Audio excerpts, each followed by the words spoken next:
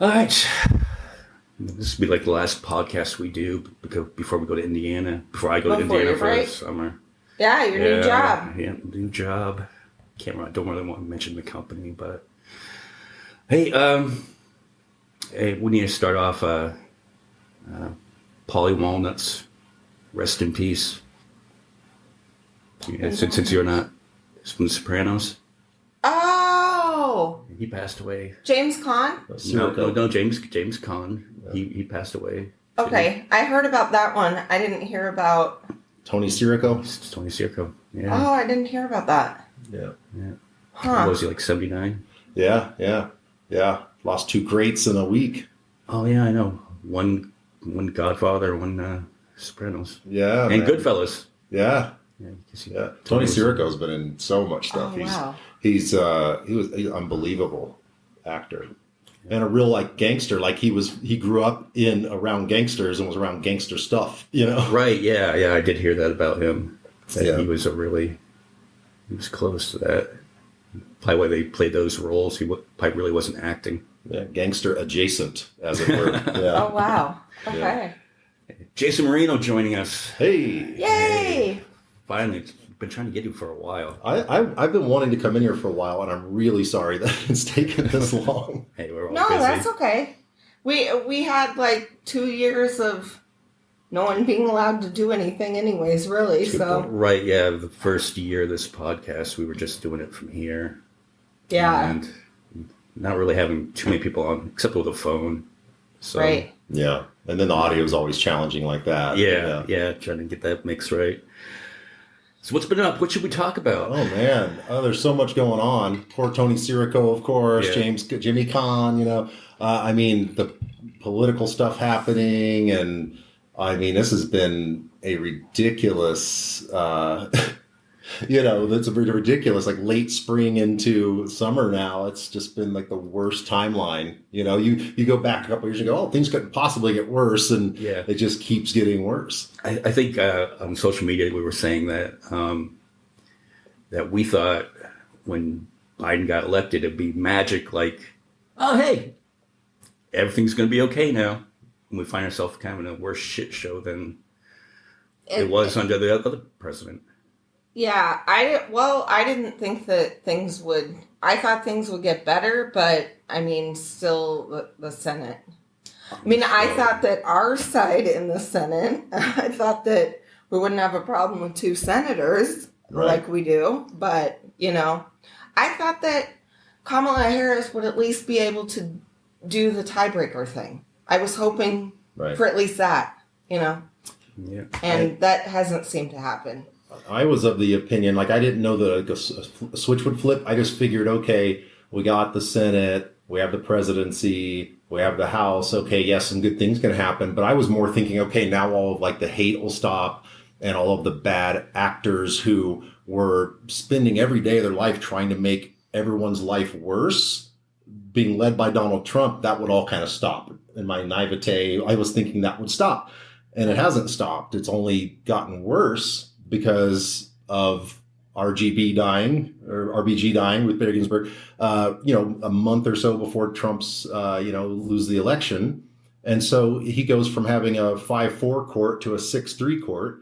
And you're, for the next, in the next 10 years, you're going to have a couple of judges that are really, really old that are either going to, have to retire or pass away that are conservative. But who's going to be in the White House when that happens? And so it could turn into an 8-2 court, or it could turn into an 8-2 court. You know what I mean? It's like it could get even worse. They need to expand that court. I mean, and they've had more justices in the past on the court. It's not like it's a new thing and they're going against what the country stands for. Right. Every time, they matched it to the number of appeals courts that there were. Yeah, there were 9 of them, so they had 9 justices. Then now there's 13, but they haven't brought in 13 justices. They should do it now, because what's to say that since the Democrats have already talked about doing that if the Republicans do get in there, they just decide to go ahead and do it. So I think they should do it. Right, because if the Republicans have that slim majority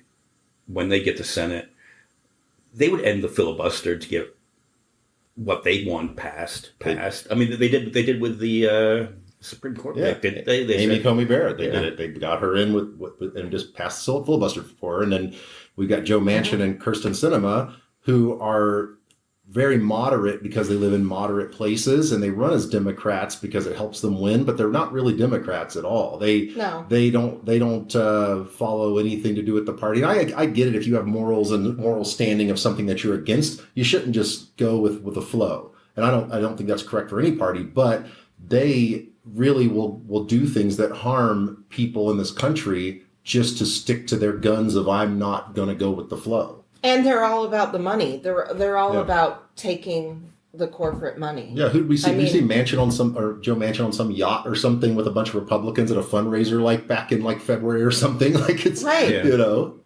Yeah. It's crazy. It's like, and I forget what industry he's collected coal. And his daughter's in pharma. Yeah. His daughter's a pharma CEO. His daughter works in pharma. And doesn't Kirsten Sinema get a lot of big pharma money too? I believe so, yeah. Yeah, I believe so. All those donors. And the weird thing is to me is that stuff doesn't necessarily go into their pocket. They have a salary. But what it does is it helps them win re-election and be a lifetime politician. If there were term limits, there would be no reason to need that money for anything, which there would be no influence. Mm-hmm. They're not going to vote against term limits on themselves. They can do this forever, right? Yeah, I think Sinema will be toast. I mean, knowing our state, I think when she's up for re-election, and I don't think she cares, honestly. I think she probably wants to be a lobbyist, because that's where the money's at. And that seems to be her motivation. I mean, she's going to sit there and say how, try to sit there and do the sob story of how she grew up homeless and all that. And now you're doing this? Yeah. Clearly. It's crazy. Yeah. They've stopped basically half of Joe Biden's agenda because they won't remove the filibuster for anything. Not even abortion rights. They've literally just sit back and go, oh, well, what, on abortion rights? How do you do that? Even as a woman, how do you sit back and go, voting rights, It's crazy. I know. And then you hear the story, speaking of the abortion, the 10-year-old that got raped in Ohio that had to go to Indiana. Right. Because it was she didn't know she was pregnant yet, or they didn't know she was pregnant, and it's been 6 weeks and 3 days. It's insane. We have something called the letter of the law. You also have the spirit of the law. It's sometimes, you can bend the rules a little when there's a problem here, people. It's unbelievable. I'm so angry about that stuff. Yeah. I mean, this is why we do this podcast, because it's just the concept of what we wanted to do isn't the politics originally. That's not what we got into, but we started it at the same time as George Floyd. Yeah. And so that's the first topic we went into, and then just stuff kept on happening, and we're just all right, we'll turn on these mics. What do we feel like talking about? Therapy. It's like therapy. Right. And especially living in Mojave County. Yeah. Right. So then you find yourself, then there was the mask thing after that, and you just find yourself, it's current events. That's what we wanted to do. We want to do social things. We want to talk about dating, but it just comes into time and time again, just life around here. Well, and all of this stuff affects all the good times that we want to have too. Yeah. So it's that's why I don't understand the people who bury their head in the sand about politics. They get I don't want to deal with it at all. I don't vote, blah, blah, blah. It's but that affects your whole life. You don't realize that it affects your job. Yeah. Because, I'm a person who's very pro-union. I want there to be more unions. I want people to get better pay because I think that cuts down on stuff like crime. Because if people have good things going on in their life, they're not going to be doing things that they shouldn't be doing. Right. Sure, some people will be. There's always going to be a small percentage that will. But for the most part, no. If they have opportunities, they're not going to fuck it up. And the word opportunity quite literally is what it's all about, because unfortunately taxes for school funding are tied to the neighborhood you live in. And so your area is how those are paid for. And so that's why you see such wild swings from wealthier areas to poor areas and the education options available to students at that level. Because if you go to some really rough neighborhood where there's not a lot of funding, not a lot of jobs, and not a lot of pay, there's not a lot of taxes that go to those schools. So those schools don't have technology. They don't have the best teachers. They don't have the best facilities. They don't have the best sports teams because the tax money isn't there. Those schools should not even have children in them. My dad was a roofer for, I think 30 to 40 years down in Phoenix. And I think he went into, it was one of the schools in the Washington district. I can't remember if he said if it was Washington High School, which isn't in the greatest neighborhood. Right. He's like, that school was so bad. Went to go look at the roof. He's like, there should not be people in the school. Right. Like, right. And they're not doing, and they won't do anything about it. Right. But they're like, we can't repair this because you shouldn't even have kids in here. Right. And I lived in North Phoenix and was lucky enough to be in a district where I went to a school with, I didn't have any money, right? We were in a bad area of North Phoenix, but I went to a school with the rich kids. So my school, when they built a brand new one in 91 or something, and we're going to renovate the other school, they opened a brand new school, and it was like $30 million to build it at the time, which would probably be $100 million now. And it had a TV production studio in it for an elective class. That's how much money that school district had. Is they had a brand new TV production studio with a sound stage and a control room, and we had all that fun stuff to play with. It was fantastic, Right. Anything you could possibly want. Meanwhile, the kids down in South Phoenix, have a roof that's leaking on their heads. Right. But that opportunity is the reason that stuff all perpetuates. And then it's funny because you go back to unions you were talking about. Unions are the reason we have 5-day work weeks. Unions are the reason that people get some paid holidays off. Unions are the reason that any good thing that happens for every working person in this country generally comes because of unions. Yet, 55% of them rail against unions and think they're terrible while they go on vacation for the weekend on their boat, which is made because of a union. It was made possible because of that. All right. It's crazy. Well, I mean, the hypocrisy. I mean, we if there's a villain to the show, it's always the corporations. That's kind of the root of all evil. They've been taken over since the 80s. Or Reagan kind of gave them free reign to do so. Yeah, it all goes back to he gutted the unions. And he gave all the power to the corporations. And he got rid of the corporate. We're living in that. They cut now. corporate taxes by the highest corporate tax rate was up into the 60s for corporate taxes, or was even higher than that, 50-60%, or was even higher. It might have been 90% was a personal, I think, at the time. That was it was in the 90s under Eisenhower. Okay, and that's of course people go 90% of it. No, it's literally stepped. It's progressive tax. It's not that every penny you make is taxed at 90%. It's every tier you get to, anything above that is taxed at a percentage, and it gets higher and higher. But you always go 90%. If I made $1 million, I'd only be left with 100,000. It's like, no, that's not what it means. People don't get that. It's God. And they don't get too that folks back then that were taxed at the 90% still had a really good life. Oh yeah. They still had a really good life. They were still really, really wealthy. Yeah. They don't understand any of this. Yeah. Well, that goes from corporations. Now, who do corporations sponsor? Yep. The media. Now, these corporations sponsor the media on both sides. Okay. And I think it's like a divide and conquer thing. Is now you have the left and the right media, and people kind of feed into their left or right wing media, and they start to hate each other, and it separates it, divides it, and it goes all the way down to funding for education. And I think if you don't put money in education, it's kind of like you dumb down the base. Yeah. But that's what they want. And that's not saying conservatives are stupid people, but we're talking about the lower class. Less fortunate people. Yeah. The fact that I think they're kind of stupid because the fact that they fall for what the corporations are selling them, literally more than just the product. They're getting sold, they believe the stuff that unions are bad. They'll believe it. They'll believe that I guess they believe that they don't deserve that. I'm like, yeah, but if these guys are creating all these jobs and are all these heroes, then why aren't things better? If you're like saying we need to give them tax breaks so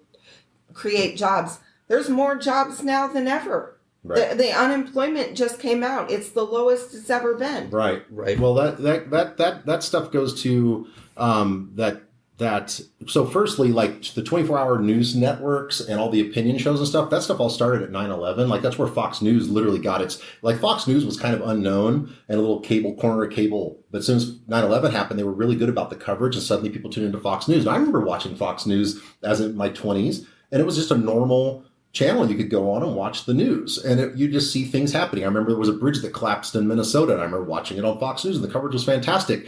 Then slowly they added these opinion shows and they got more radicalized. And of course, the corporate sponsorships that they're playing to that. They know how to make money and the money is in selling ads. And so they have to put out, just like radio, whatever's going to sell ads. And then CNN does the same thing. And they basically just trying to sell ad space and do opinion shows. And it went from news to opinion. And the only place you can really get normal news anymore, and even that's starting to wane, is like your local news channels. They actually report news and they don't have people in there running their mouths about what they think about things.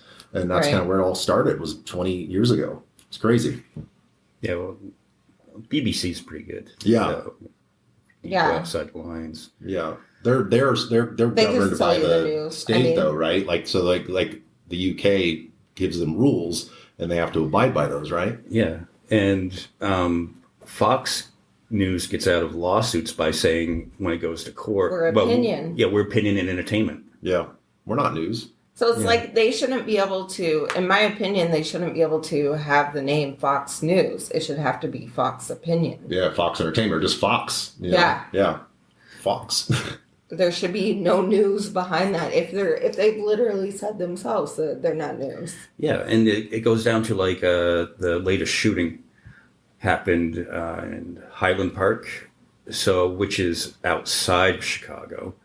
But when I first heard about it, flipped on my Facebook and first saw it, I had somebody saying, "Oh yeah, another shooting in Chicago. What did you expect?" Mm-hmm. And before the news even came out of who the kid was, it was just like, "Oh, it's Chicago. What do you expect?" Yep. And then it turns out that this kid, 3 months before, the police were called to his house and they confiscated a bunch of knives and a sword and dagger because he was threatening to kill his family. And I was having this conversation with a conservative, and I said, "Here, this case, this one could have been prevented. Kids should never have been allowed to have that gun." "Well, they would just gotten the gun somewhere else." I'm like, no. Yeah, where? Yeah, exactly. Where are you going to go find an illegal gun? Tell me. Yeah. Who are you going to go walk up to on the street and go, "Excuse me, hi, I'd like to buy a gun"? I know. Where do you get all these? That's what I was trying to figure out. Where are they getting all these illegal guns? You have to be in crime. You have to be a person who lives in that every day. People that don't live in crime, people don't live in gangs, people don't live in that kind of stuff, that kind of lifestyle, they don't know how to access black market things. Yeah. That's the thing with these people, that their argument is like, "Oh, you always get guns." Yeah, tell me where you're going to go get a gun. I live in Arizona. The only thing I can think of, and there's guns everywhere, is I would have to go break into a house and rob someone, or break into a store downtown, like a pawn shop, which ironically a couple of years ago, someone did and stole a bunch of guns that are now out on the streets being used for crime. But that's the only way you can do it. Okay, so tell me how you're going to get away with that. Tell me how you're going to go break into a pawn shop and steal a bunch of guns, or go rob someone's house and not get killed. You can't just go find a gun. Right? Yeah. It's not that simple. It's access. And access is the problem, which is what you were getting at. Yeah. Did he get his gun from Indiana? Because I've heard that a lot of the guns that he bought it are in Chicago actually come from Indiana. Right, they go there to buy them. He got his in Illinois. It was Illinois. Oh, yeah. He got it. Guns aren't. That's the thing too. Is like people always say like, "Oh, guns are illegal in Chicago." They're not. There are gun stores all around Chicago because, people go, Chicago, it's like, yeah, it's a city. It's just like Phoenix, but there's suburbs everywhere and they're all got different names. They're all part of the greater Phoenix or greater Chicago area. Mm-hmm. And you can buy a gun all over the place and you can carry guns in Chicago. You can carry guns around Chicago. As a matter of fact, a few years ago, a woman at a bus stop had a concealed carry and shot and killed a guy that was trying to rob her at a bus stop in Chicago. And everybody's like, yeah, that's what it is, self-defense. And I'm like, how come that woman had a gun in Chicago if you guys always are saying that guns are illegal in Chicago? And their brain short circuit. I knew they were legal, but I've always heard that they have some of the strictest gun laws in the country. And so I think that I was reading on that recently. They're not really that much more. There's like another 10 or 12 places that have even more strict gun laws than Illinois and Chicago does. Massachusetts, right? They have really strict gun laws. Yeah. California and New York. And I just read this week that New York is one of the safest. I think it's the safest city in the country, but also one of the safest in the world. It has the least amount of violent crime, which seems crazy. You go, New York City, it's one of the safest cities in the world, and I think one of the top safest in the country. And no one realizes that. And you can go look up the crime stats and realize per capita that it has way less crime than anywhere else. And I couldn't believe it when I read that. Blown away. Yeah. So gun laws work. Yeah. Well, Massachusetts, they've got, I think only Hawaii has less gun deaths than Massachusetts. Massachusetts is number 2 on the list. Yeah. I'm like, well, obviously gun laws work then. Yeah. And because they'll always bring up Chicago. I'm like, I guess we need to start bringing up Massachusetts then. Right. And they bring up Chicago because they want to use crime in black neighborhoods as a cudgel to beat down. It's a tool. Black people are just a tool to use to beat back Democrats and beat back gun stuff, but they don't actually care that black people are killing each other. They don't care why black people might be killing each other. They just always want to bring up black on black crime. It's just crime. Right. People kill who they're adjacent to. Right. And that would tie back to my theory of what to do is this Build Back Better plan. And the infrastructure plan is, okay, well, you're going to build these highways. Well, go into these neighborhoods in Chicago, offer those people education, offer those people good salary, and that would cut down on crime because you're doing the crime out of necessity to eat. Right. Yeah. And it all goes back to opportunity and access. Access tying into guns can tie into education, it can tie into work, it can tie into everything. So, all the people, the reason black people are even in Chicago is because they were leaving the Jim Crow South and moving up to Chicago and big cities up north.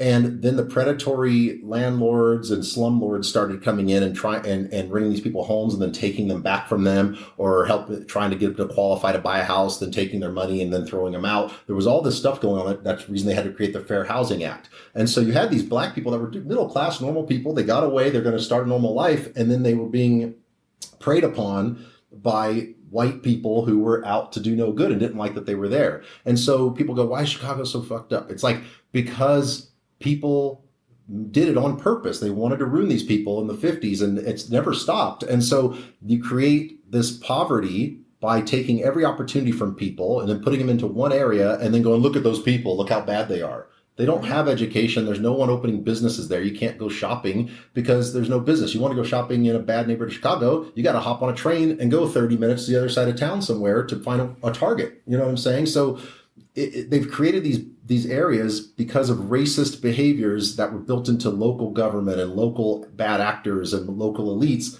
And then everyone just points the finger at them and goes, why are you bad? Why stop committing crime? It's like, I have no opportunity.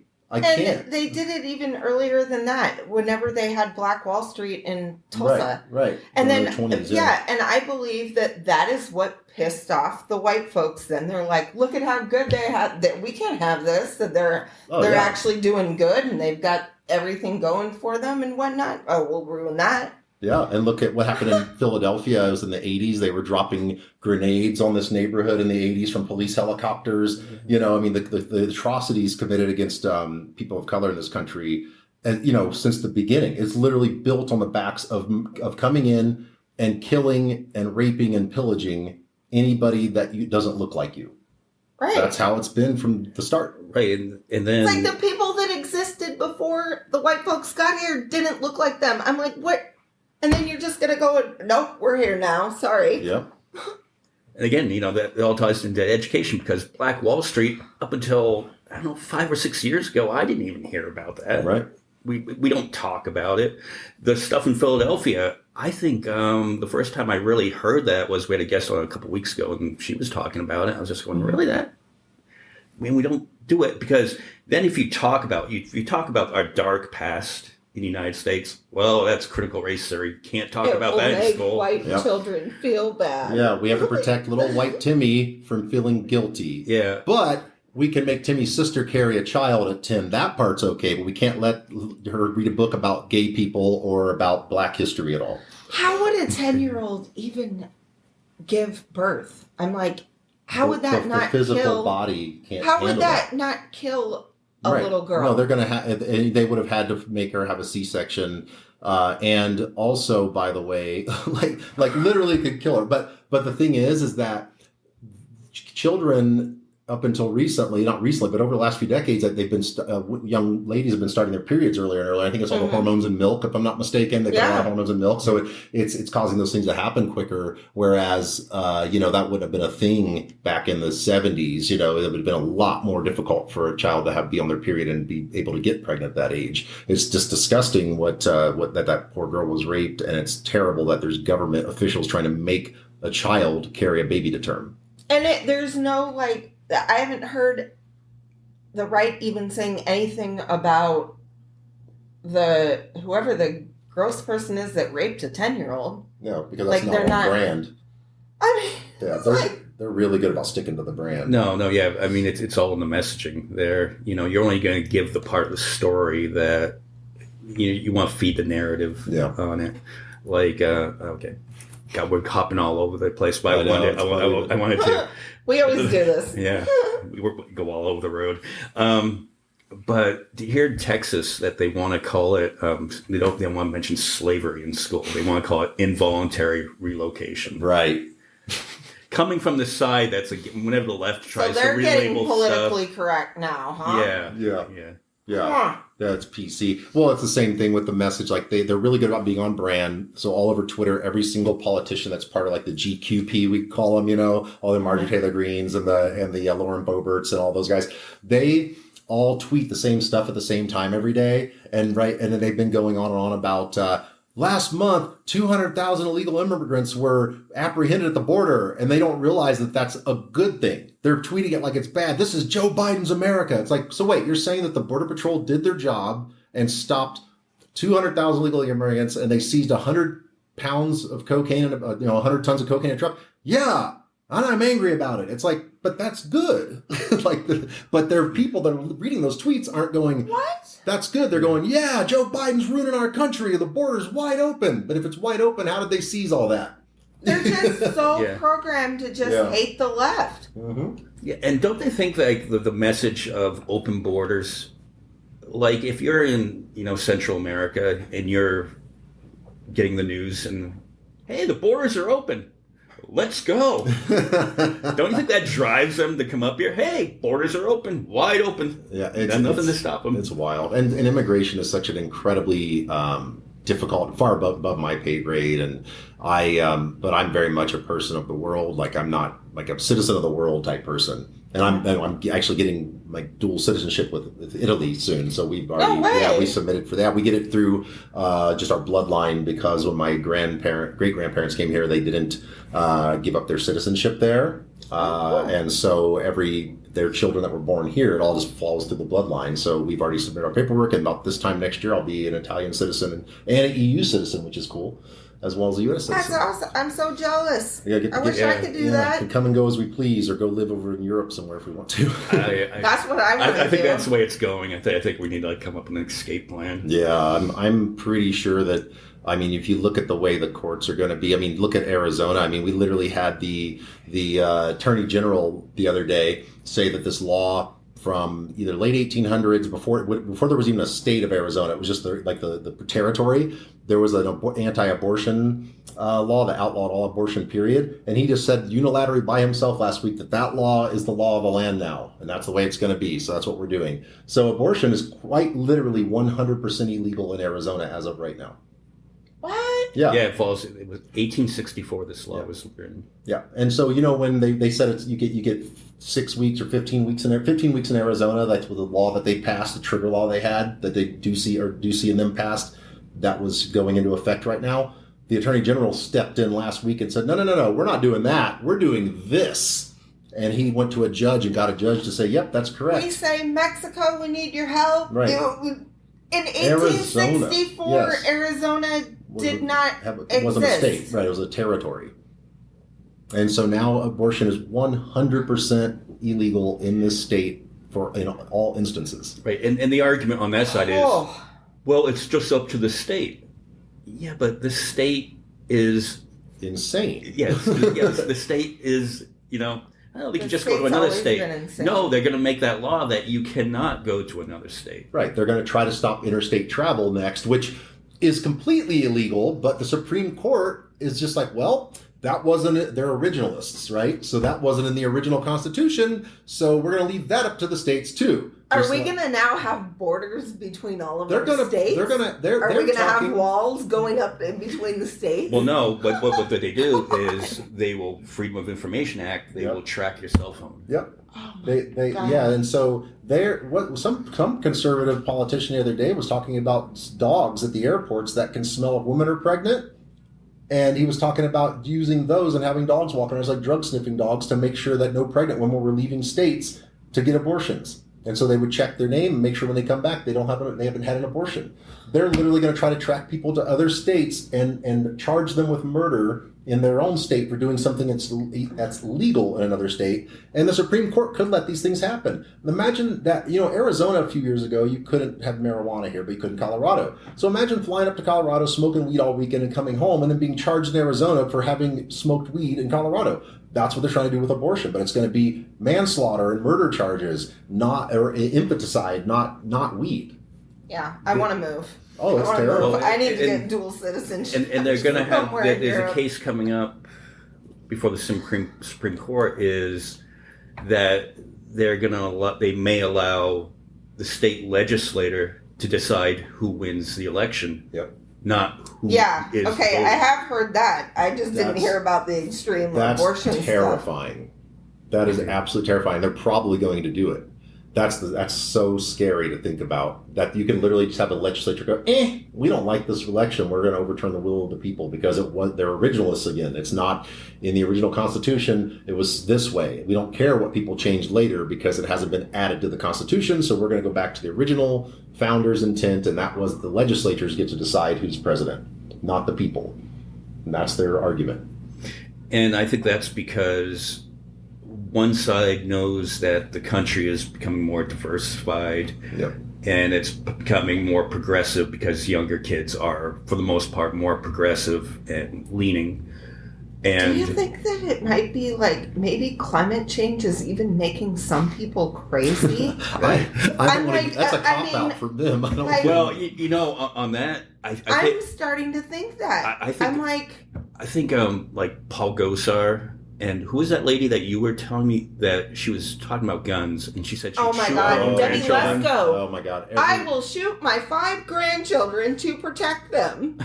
Well, But you guys have heard of great replacement theory, right? That's been going around a lot lately, being touted by a lot of the right-wing politicians. Right. It really, for me, and I know I hate beating the race drum, but it all comes back to white supremacy and fear of losing that power, because that's been a power over this nation since its founding. It's been a power over Europe. It's been a power over most of the world. I mean, literally, you have people that got on boats and sailed all around the world and took over every nation they could find from the air quotes savages that were there.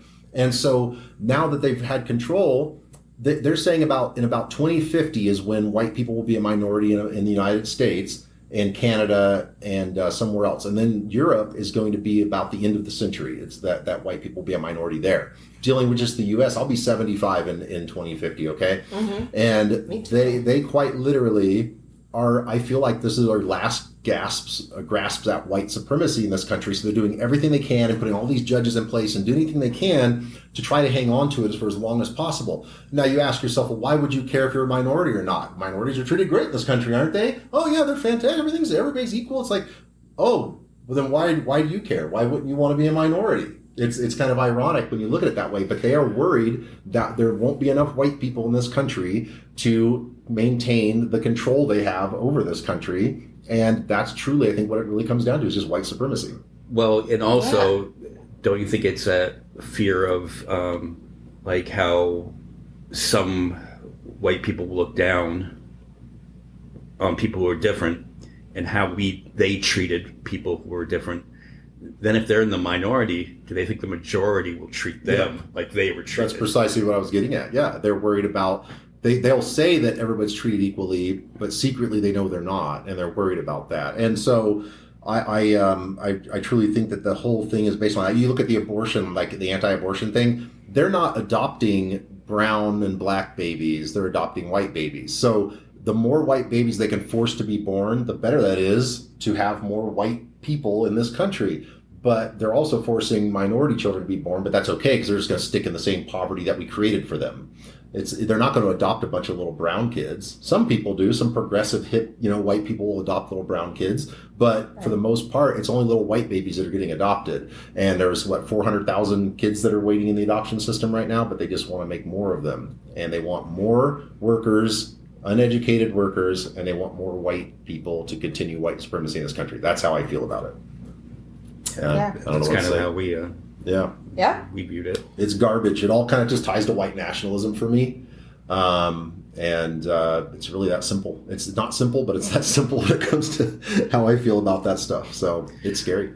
And I was, I've told this story many times on this podcast, back when Obama first won, and my kids were really young, like maybe 4 and 2 at the time, 4 and 1. I thought, this is awesome. My kids aren't going to grow up knowing what racism is. Boy, was I wrong. Right? Yeah. I missed that one. It fueled it, if anything. And then what about what Ducey, like what he's doing in our state right now? Like he just passed they just signed that law where now you can give vouchers for anybody for homeschool, religious schools, anything. So they're taking more money away from state-funded schools to give to generally wealthy people who have the privilege of being able to homeschool or send their kids to expensive private schools. So now they're giving that money to those people, and by and large, it is wealthier suburban people who get to take that money. Right, which was overwhelmingly turned down in 2018. Right, it's 2018 that we voted that down. Save our schools. Yeah. Yep. And so they're trying to make public school, which not everybody goes to public school is poor, but all poor people go to public school. You know what I mean? So they want to keep people stupid, so they keep voting stupidly. Then he just passed a law. Now it's illegal to record cops from within 8 feet in Arizona. They just signed that law. Now, what? I'm not saying someone needs to stand 8 feet from the cops. What's going to happen is that if you're standing around recording 20 feet away, the cops are going to turn around and go, hey, and they're going to walk up to you. Now you're breaking the law because you're recording a cop who is now within 8 feet of you, but he encroached on your space. So you have to retreat and retreat and retreat and retreat until he's no longer within 8 feet of you. If nothing else, you're going to have to just run away. So if a cop is standing at your car door, he's within 8 feet of you. You can no longer record a cop from inside of your car whilst being accosted or being ticketed or whatever might be happening. You can't record the cops anymore in your own car. Completely illegal, completely against Supreme Court rulings that said it's legal to do that with your First Amendment. And it's going to get challenged, and this court will probably overturn it, just like they're overturning everything else. Yeah, it's like, what business does anyone have telling people what they can and can't do with their phone? Well, that goes back to, people were saying, well, why doesn't the GOP stand up to Trump?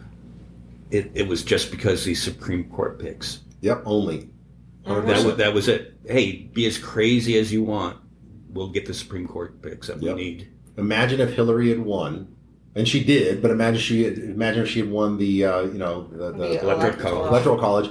We would have a 6-3 court that's liberal not a 6-3 court that is, or we at least have a 5-4. And yeah, they didn't want that. I mean, everything Mitch McConnell's done, the reason he has not gone away is because he's wielded his power to make sure no matter what, that the Supreme Court got to the place it's at. And now he's talking about he'll retire next year if they don't get the Senate back. Because what else does he have to do? He's old. He got what he wanted. And he's good. He's good to go. His whole goal was to make sure the Supreme Court got turned to where it's at so that his religious beliefs and that of his constituents could rule this country now for the next several decades. And that's what they're going to do. And if Trump gets reelected, or not reelected, wins again in 24, I think we kiss all this goodbye. Oh, yeah, man. I mean, abortion will be outlawed nationally. You'll never get another fair election. I mean, we're going to be lucky if the 22 election works out, but in 24, what they're doing with all the state legislatures and the state Supreme Courts is they're setting them all up so that they can overturn any election results they don't like, plain and simple. And they're going to do it. We've already seen where in New Mexico during the primary, they were calling out, oh, this guy cheated. We're not going to certify the votes. It was just like it was a primary election between Republicans. And since the Republican they didn't want to win, they were like, oh, it's these voting machines. It's like you knew the voting machines were there before the election. And now you're saying it's all rigged. And they were all, of course, Trump supporting local election officials who believed that he was cheated. And so now they're saying, well, our guy didn't win, so you cheated. And we're not going to certify the results. And so they had to be threatened with going to jail by the state before they finally said, okay, we'll capitulate and certify these results, but I'm doing it in protest. We're going to see that on a national level. I don't see any other option than to move. Even then, even if all this happens, even if Trump doesn't, you have DeSantis, which is kind of an even more insane Trump because he's actually smart. Yeah, he's actually a smart person. Yeah. Oh, you know what? Somebody was talking about DeSantis the other day that his press secretary is a Russian agent. That's interesting. I thought it was crazy, like at first when I heard it, but they're like, no, they've tried to sidestep and then I guess they made some statement about it, but it wasn't like, it wasn't like they completely admitted to it, but they also didn't deny it. Oh, right. Okay. It was like one of those things. Wow. I don't know. He's evil. He's truly evil, and he's dangerous, and he's powerful. Right, because now DeSantis gets in. He's a little guy. He's like a Napoleon guy. He could technically, like, say this podcast, say if this podcast was a corporation, he could say, oh, you're being really critical of me. I'm going to cut off funding for you. Yeah. I'll figure out a way, just like he's doing with Disney. Yep. Yeah, he's truly evil, and he's like retaliatorily going after businesses. I mean, they're doing it in Texas, like anywhere where there's the GOP is in control. Like these are places that are turning to like third world countries. Like, I don't want anything to do with them. And Arizona seemed like it was pretty moderate. I mean, we had a Democrat governor 20 years ago, you know? And it's like, it's always been a pretty moderate, middle of the road place. We had McCain around here. He was great. You know, like he was a Republican, but he was always willing to, you know, break from the party and do what was right for the people. He was a pretty good dude. Okay. As far as that stuff goes. But we've completely lost the plot. I mean, Arizona, it's terrifying. We've got, all of our state representatives, all of our state senators, they're all being elected because of little towns like the one we live in.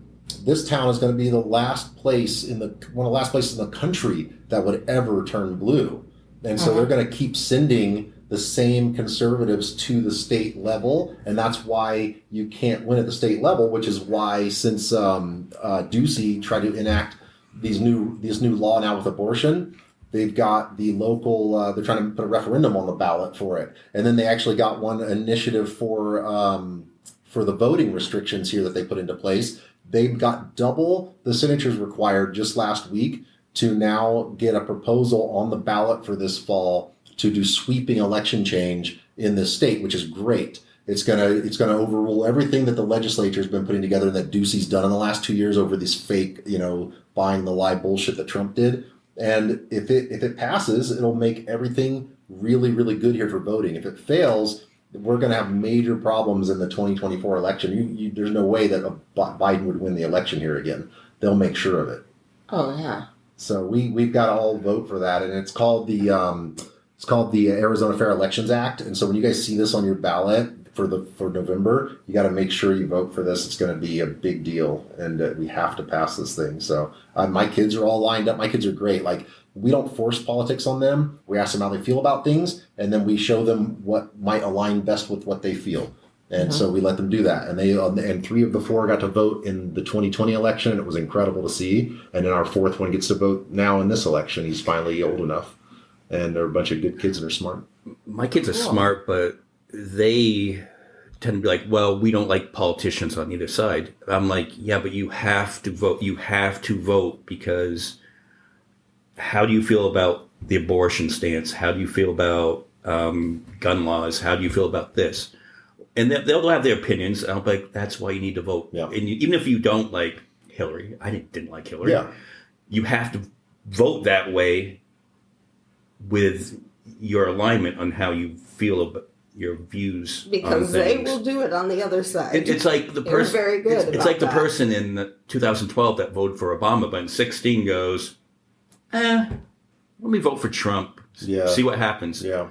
You're voting against your core principles. Yep. Then. Yeah. And the thing is, man, is like with your kids being willing to, I'm not really going to get into it.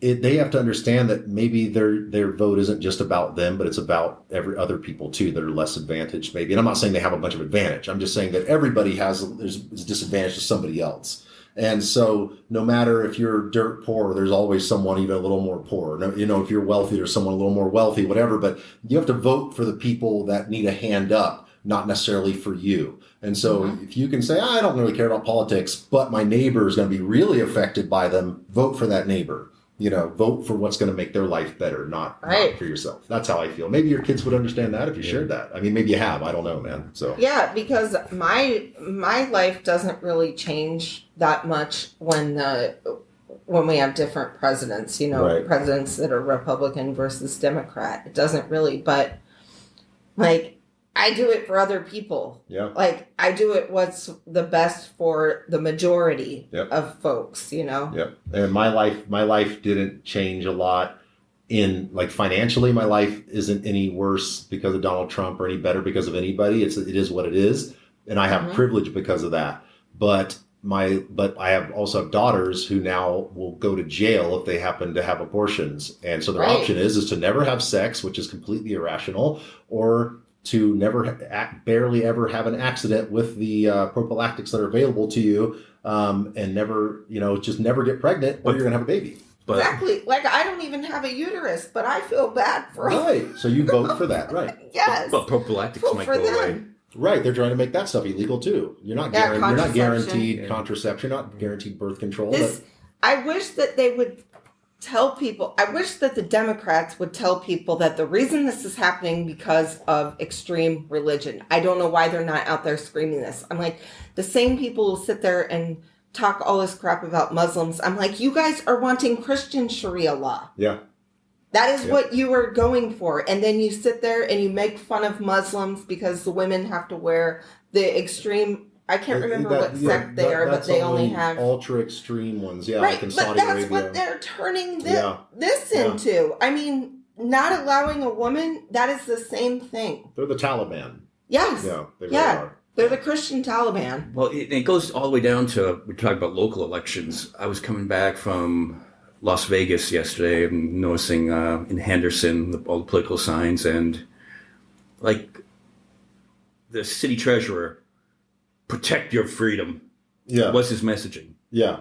On that. And so that word, freedom and liberty, that's all you have to say, and it's a dog whistle for right wing politics. Right, and that was what I was. I don't know if it was on your post or another one. It was with one of the city council people, and they were talking about the sales tax increase that's going to be on the November, which is, was it half a cent? Yeah, half a cent. Half a cent. But the way it's written, it's like, it makes it seem like it's 50 cents on the dollar. That's 50 cents out of $100, right? Yeah. So, or is that what it is? Or $5 on 100? No, I'm trying to do the math wrong. No, it's 50 cents on $100. Yeah, it's nothing. Yeah. Huh.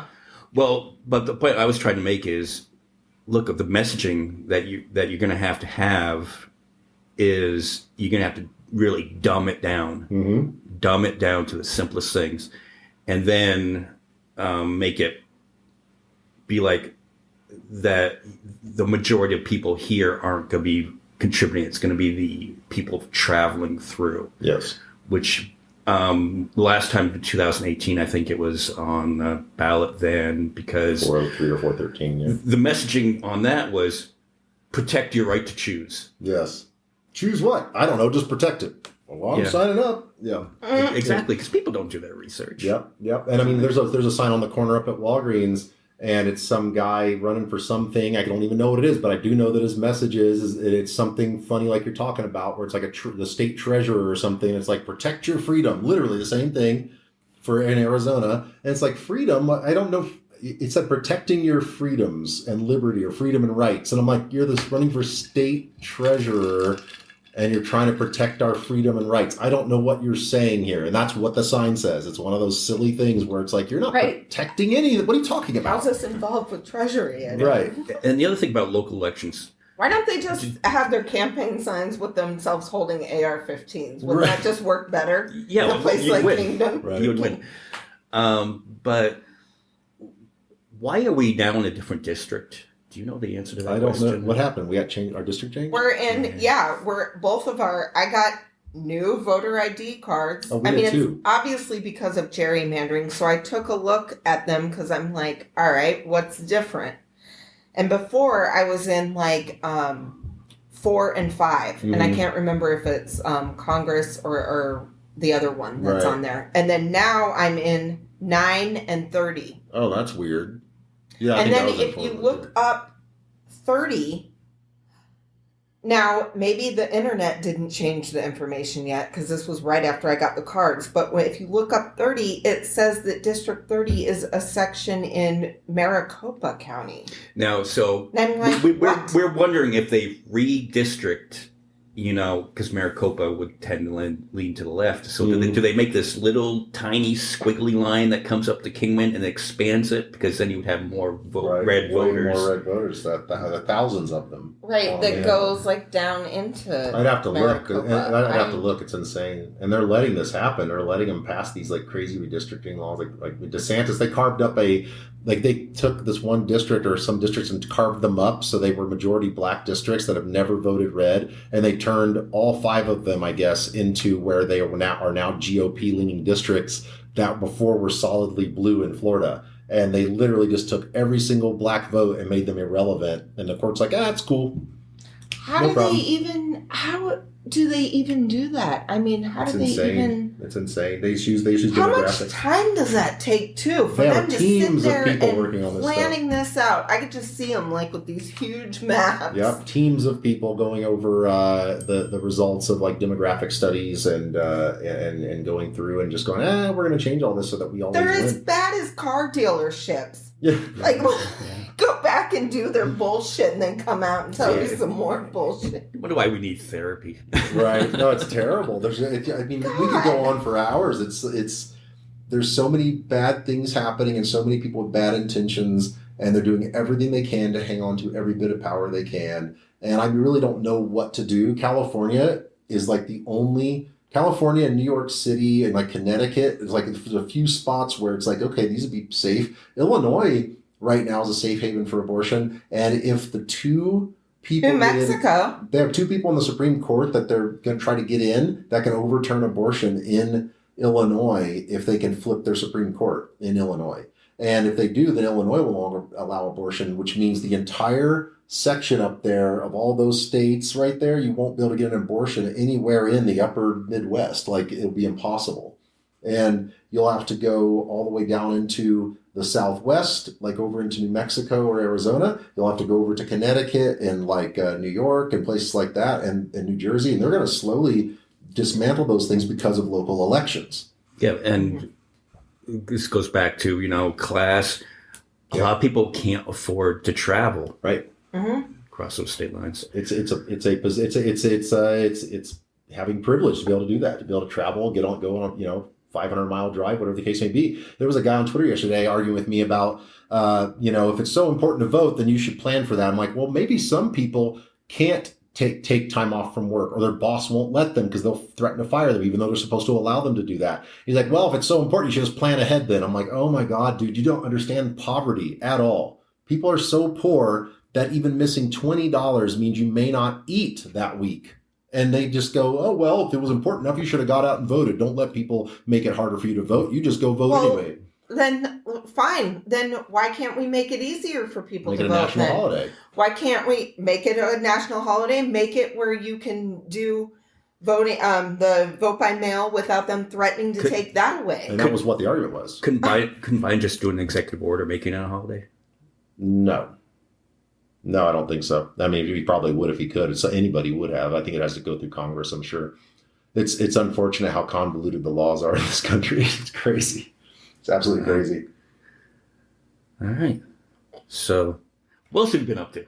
Oh, man. You just got back from LA. Let's talk yeah, about that. and I might be going back this week. So I've been like for the last several years. I got on a. I've been trying to get into acting more and get involved in TV and film. And like back in like 2015, I got to be on an episode of Ballers. It was on HBO. It was the Duane Johnson show on there.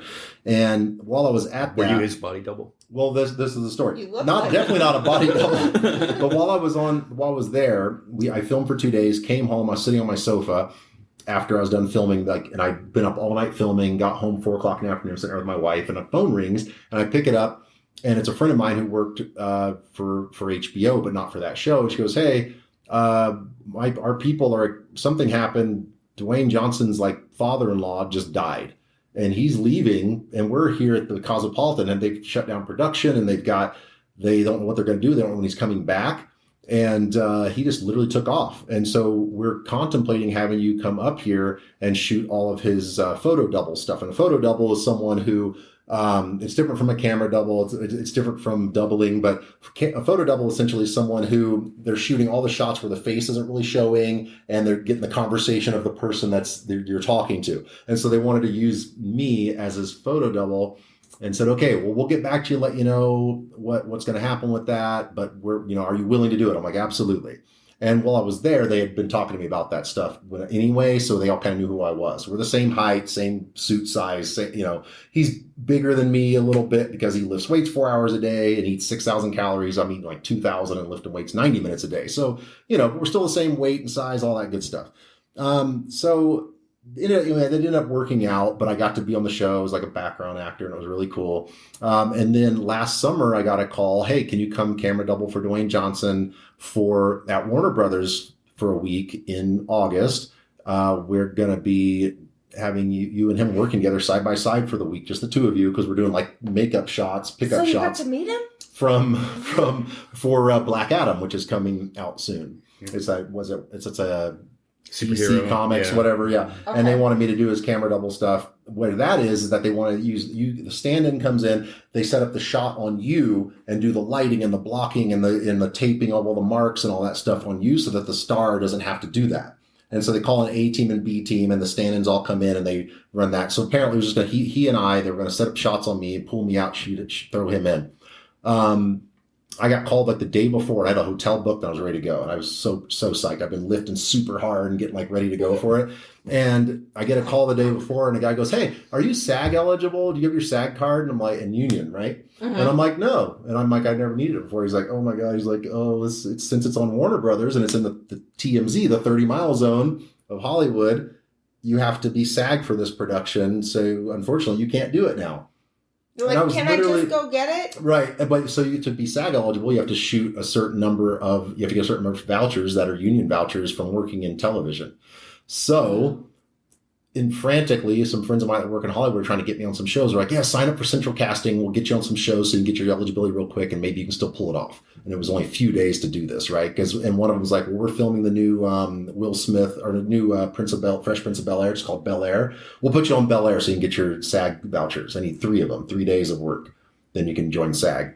And so join Central Casting, we'll get you in there. Well, Central Casting, I couldn't join because COVID, they had so many people trying to get appointments that you just couldn't even get the website to load to get an appointment. Finally just gave up after a few months, never got to be Black Adam stand-in. this spring comes around and I'm finally like, well, we got to try again because I need to get this work going. I need to work. I want to get into this. I want to work with Duane, more stuff like that. So we worked really hard for a few months, got me an appointment on Central Casting. I went out to LA a few weeks ago and got signed up with them. So now I can be cast into movies and shows and stuff like that.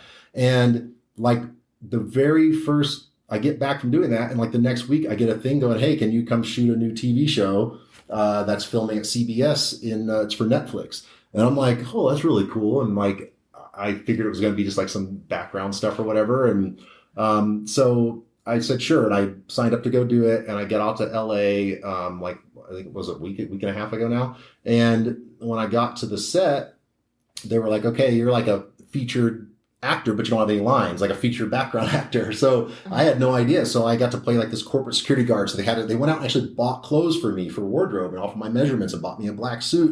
And it was like a really nice Ralph Lauren suit. They bought me shoes and all this stuff. And I had an earpiece. Did you get to keep it? And no. It's all wardrobe. They keep it. And I had an earpiece and they made me look like corporate security guard. And it's a new show that's coming out on Netflix next year with Rob Lowe and his actual real life son playing his son on the show.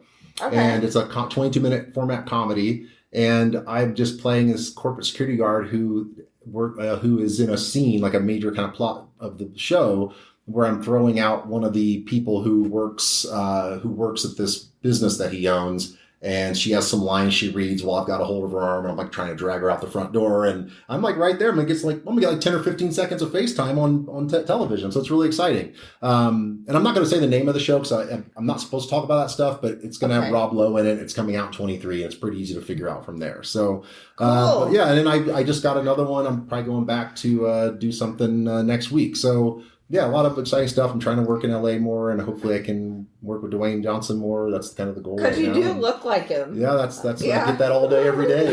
So that's what's going on with me. I'm working in Hollywood quite a bit, and I'm hoping that'll turn into something good for me.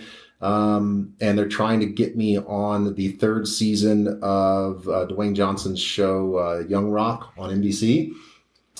They're starting to film that at the end of this month. And so they're trying to get me on as like camera double stuff for that too. So there's a lot of good stuff happening. We'll see where it goes. That's awesome. Keep you guys informed. Yeah. It's not our first celebrity. I know. And if you hit off with Duane, just mention us, that'd be a big gift for us. Right. No, it's exciting. I'm really excited. What have you guys been up to? Anything exciting going on?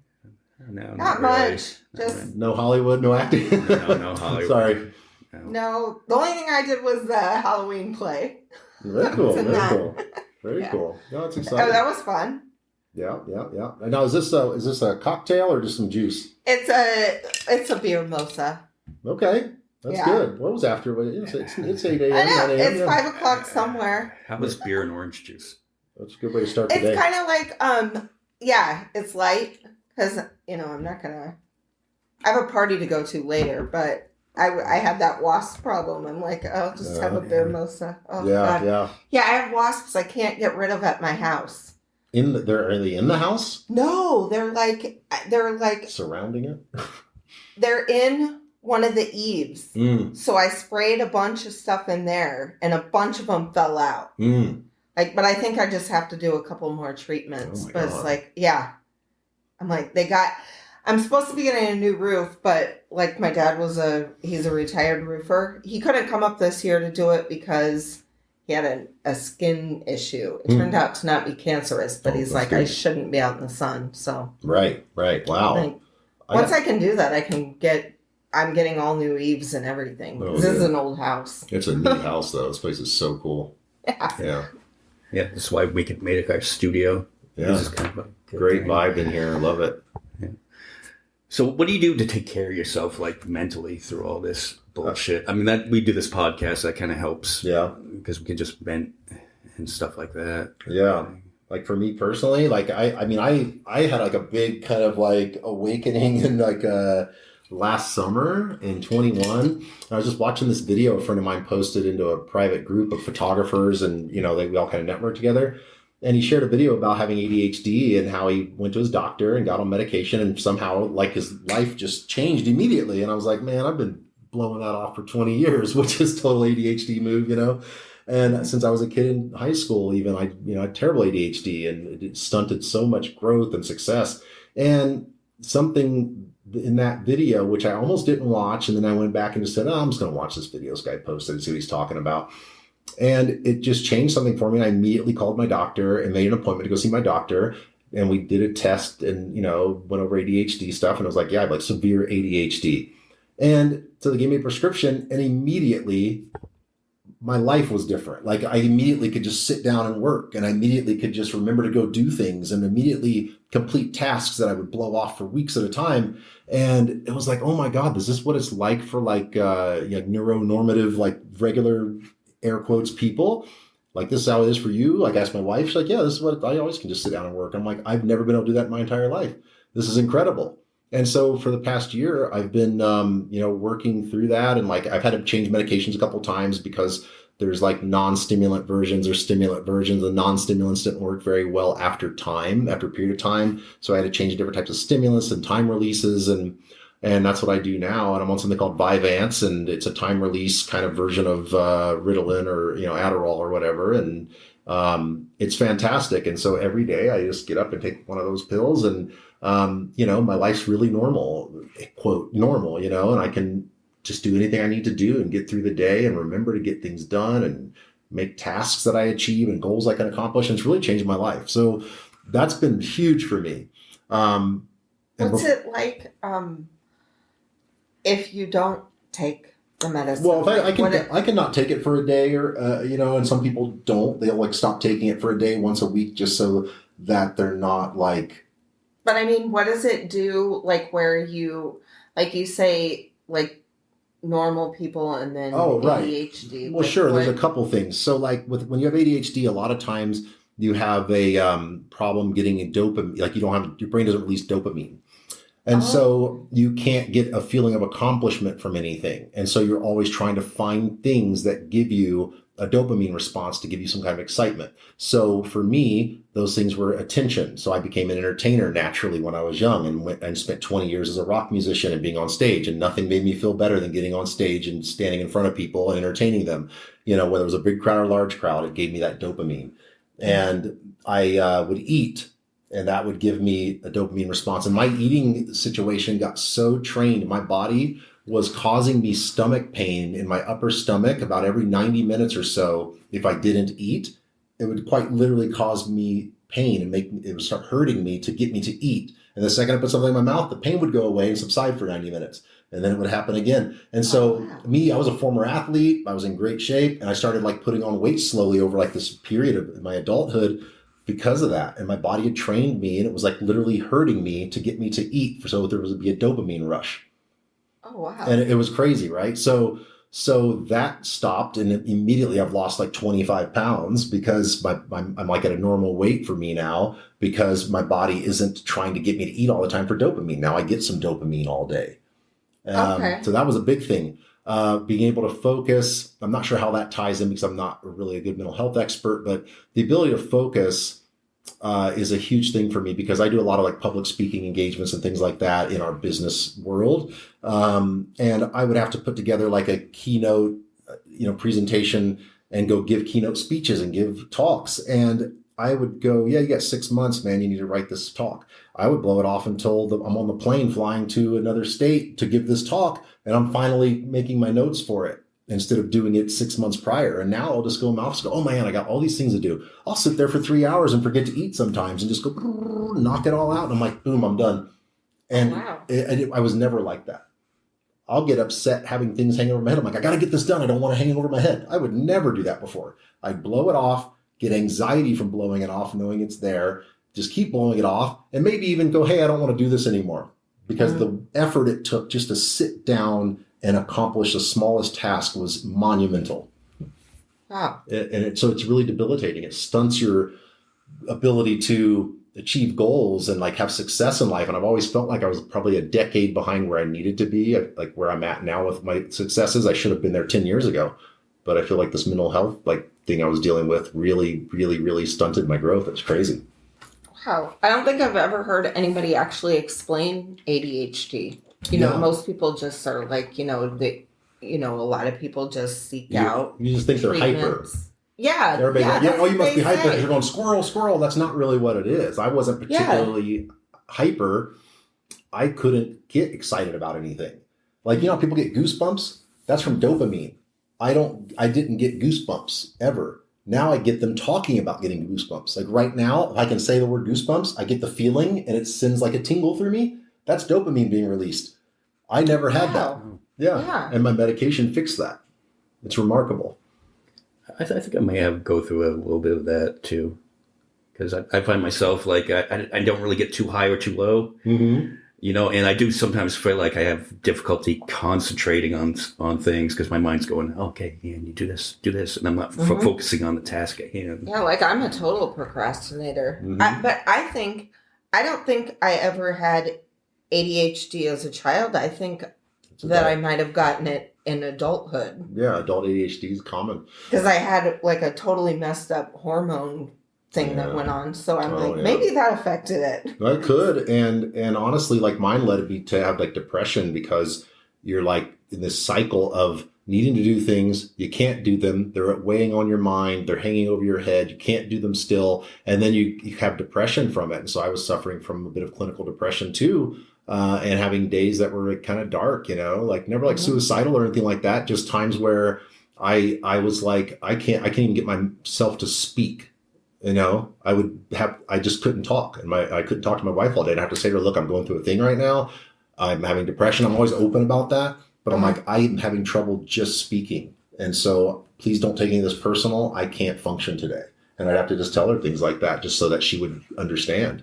Yeah. It's hard. It's really hard. And I'm so much better now. And I'm so grateful that I just happened to watch a video of a friend who was talking about his problems and it motivated me. And I've been spreading the word far and wide.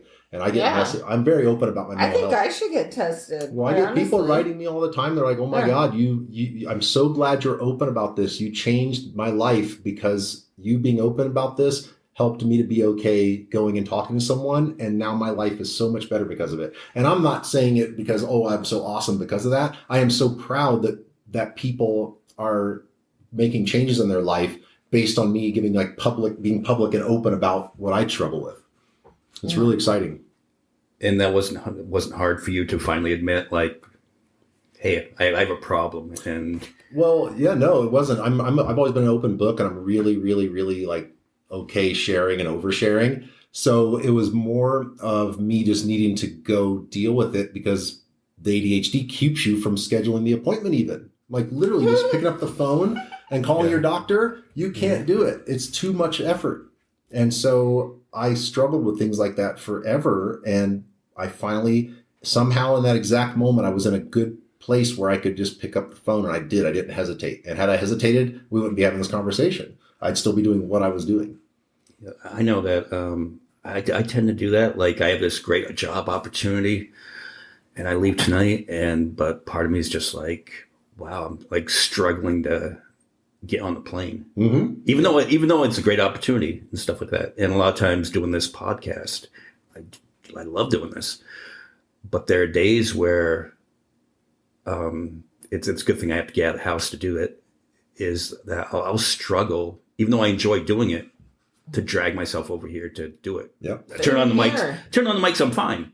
Yeah. But the whole process of just getting to that is like a struggle. Yep. Self-sabotage and like feeling as though you don't deserve success, things like that. That's exactly what I went through. I hated going to rehearsal when I was in a band, but I loved getting on stage. And so it's just what you're saying. You didn't, the struggle to get here and do it all, that part sucks. But once you turn the mics on, you're great and it feels good and you're excited and you're happy. But everything else has to do with it. You struggle with those parts. That's not a problem for me anymore. It really has changed. It's remarkable. Would you be able to send me the link to that video? It's in a private group, but he was just basically him saying what I'm saying to you. I've been struggling with ADHD my whole life. I went to my doctor. We talked about it. He put me on this medication. Now my life's better. And that's really what he said in probably a 5 or 7 minute video. And it's what I'm saying to you. And all you got to do is go to your doctor and go, hey, can I do an ADHD study with you, a mental health study with you? And they'll ask you a series of questions. You answer them honestly, and it tells you, and it's really simple. And at the end of it, it's like, yeah, you have like really severe ADHD or not really, or maybe you have depression, whatever the case may be, because depression can cause these types of things too. Did you go to a doctor here? I did, yeah. Oh, okay. Yeah. So I just went to my regular doctor, and then now I see a psychiatrist who, because they prescribe stimulants. Whereas my doctor didn't want to do that. They wanted me to see a psychiatrist about it, have them manage that. And I'm okay with that. So I talk to a psychiatrist about once every 6 or 8 weeks and for about 10 minutes and just say, what are you up to? Things going okay? How are you feeling? How do your medications feel? And I just answer those questions. And that's why we've made adjustments over time. And it goes really well. Are they from here?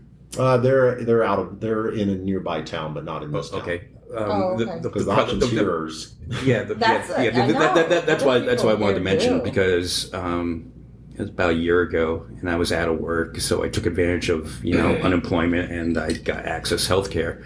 And I was like, I kind of think I just need to talk to somebody, about what's going on in my head. But I would get there and I would talk about it, and she would be like, "Oh, well, it sounds like you have a really good grip on what's going on in your head." And I'm just like, "No, but that's not what I wanted to hear." Aren't you supposed to tell me like what is going on? Help me, not be like, "Yeah, you got this. Right. You sound like you're fine." And that's kind of the quality of the mental health care system. It's dreadful in this area. Dreadful. It's bad, and it's.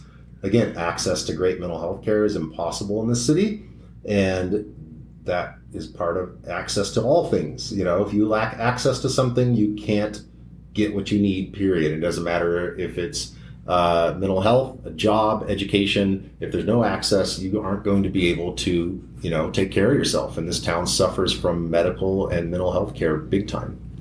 Yeah. It's unfortunate. So it's kind of funny how all this is all tied in together. It really is. It's it's unless you have financial privilege, and even then it can be difficult if you lack other privileges. But I have really good insurance. Yeah. And it is still hard to find good care here. Yeah. I struggle to find a good primary care physician here. Yeah. But in this town. So my wife chooses to do all of her stuff out of town. So we actually just pay cash and go to other doctors, and that's a privilege we have, and I recognize and get that. And it's not what everybody else can do, but we'll just hop in the car and go see a doctor in Vegas or Phoenix that she wants to see. We used to go to Mayo Clinic, and we had to pay cash to go to Mayo Clinic, one of the most expensive places there is, because that's where she wanted to go, and that's who she wanted to see, and our insurance wouldn't allow it, so that's what we did. And I understand that that's a privilege, and I respect that, and that's why I vote the way I vote, because I want other people to be able to do those things. And it's wild. I was thinking earlier, and this is slightly off topic. We're talking about privilege and access, and something that I wanted to mention earlier, I forgot to mention, was why people, we were talking about earlier, why people keep voting against what seems like their own self-interest. And it has to do with intersectionality. Have you guys studied much on intersectionality or what that's all about? It's essentially how all these different things come into play, like your race and your gender identity and your sex and all these things come into place to help maintain like white supremacy.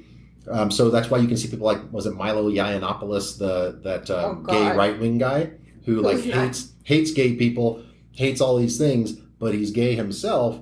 Not anymore. He went to... Okay. But that's why you see gay people voting for Donald Trump, even though he hates gay people. You see Hispanic people, they have Mexicans for Trump, or blacks for Trump, voting against their own self-interest. Because if you take a bunch of circles and start overlapping them, here's black people, here's white people, here's conservatives, here's gay. When you overlap a little bit, there's an intersection, those circles meet, you find a commonality that you're okay exploiting and it helps maintain white supremacy by doing it, because it's giving you a little bit of benefit being in that sphere. So here's your circle of blackness, circle of white supremacy, and you all have them overlap. And if you're a person who is okay throwing away the blackness side of you and not caring about people like you, and throwing away and letting people like Trump talk badly about you and use you as a tool, that's okay as long as you're getting a little bit of what the white supremacy is giving them.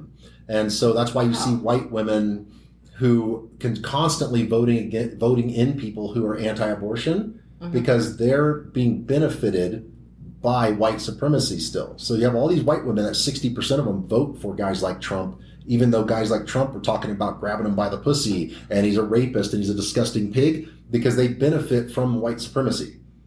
And so people with financial privilege will almost always vote that way, because they're benefiting from it Right. Because it maintains their power. And so you have a lot of black men who really are self-hating, and they talk the same way you'd hear a white Republican talk, and they say the same kind of things. There's people like that in this town. There's a couple of black couples in this town that are older, and they vote conservative up and down. And it's like, you guys are benefiting from white supremacy in some way, and that's why you're okay with it, because you're getting privilege from it. You're borrowing that privilege. And so you got to look up intersectionality. It's really, really fascinating stuff.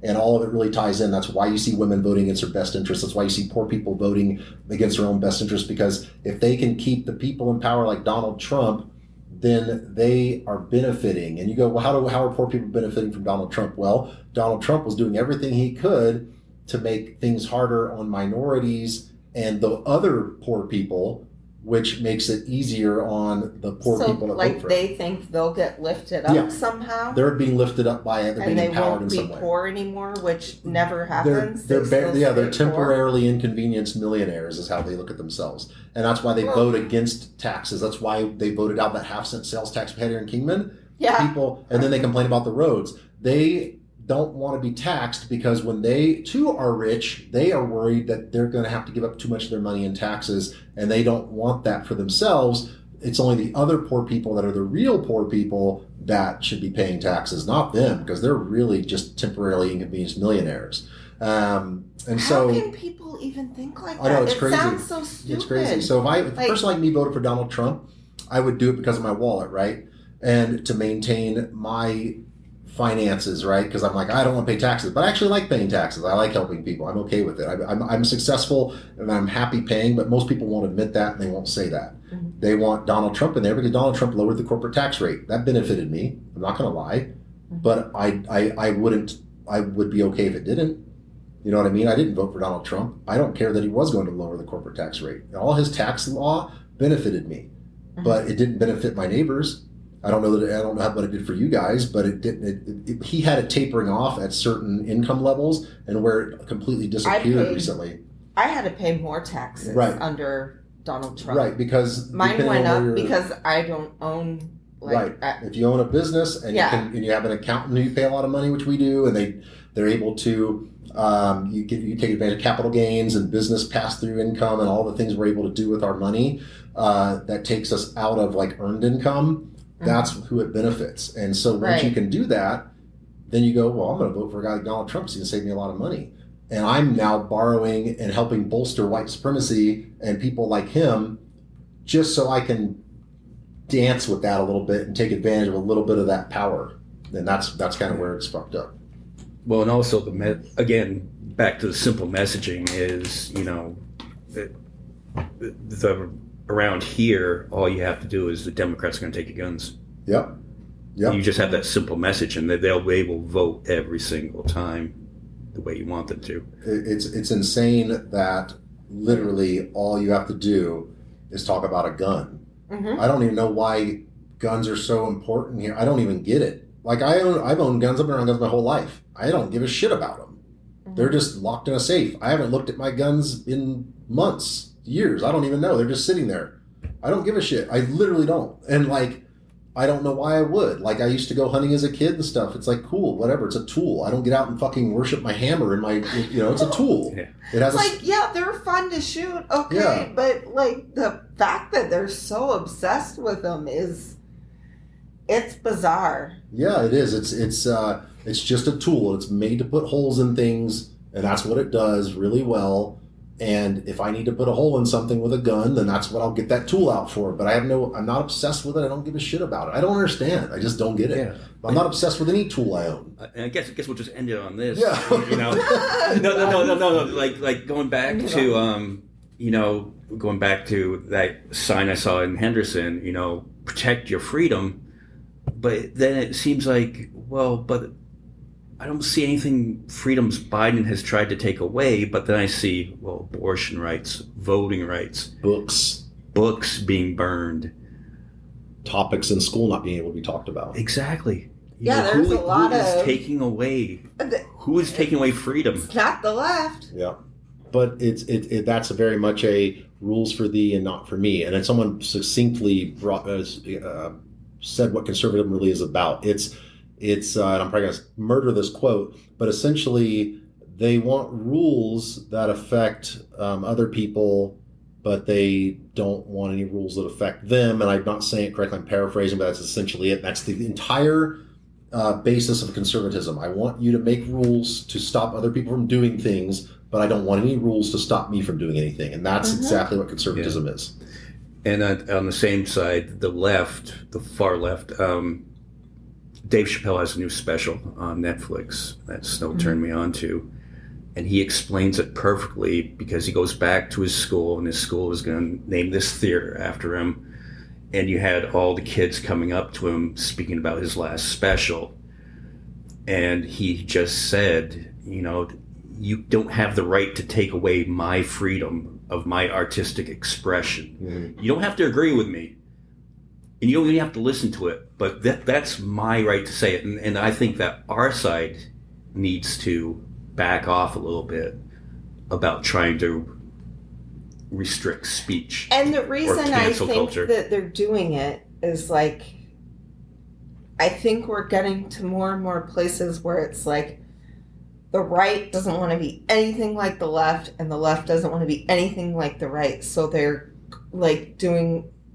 It's like two magnets, and they kind of it's like. But yes, I agree. Like I don't like, that's one of the things, I like most of what the left does. That's one of the things that I don't like is them saying, like, the freedom of speech part is like, yes, there should be rules against like hate speech. Yeah, we all know that. But like some of the other stuff is like jokes and things like that. Yeah, like the comedy. I'm like, give me a break. Yeah. Like railing on the comedians and just saying, like, when they railed on Dave Chappelle for the special before that, that's the reason why he did this new special, was because of the closer, and they railed on him about the transgender jokes and saying that he was punching down. And I'm like, did you make it all the way to the end though? Right. Did you watch the whole thing? Chappelle did a good job explaining that. He goes, did you really listen to what I was saying? And